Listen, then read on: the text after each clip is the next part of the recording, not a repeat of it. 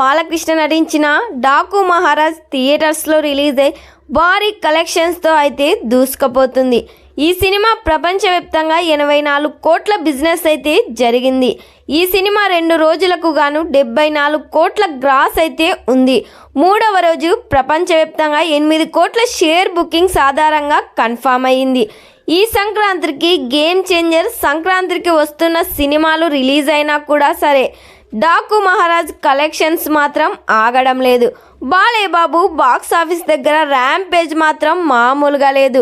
ఈ cinema total world wide గా cinema 3వ రోజు 11 నుండి 12 కోట్ల రేంజ్ లో షేర్ అయితే అందుకుంది.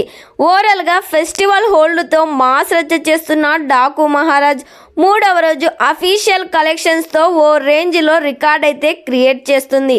ఈ సినిమా లాంగ్ రన్ లో ఇంకా ఎంత కలెక్ట్ చేస్తుందని నందమూరి ఫ్యాన్స్ ఎక్స్పెక్ట్ చేస్తున్నారో కామెంట్ చేయండి.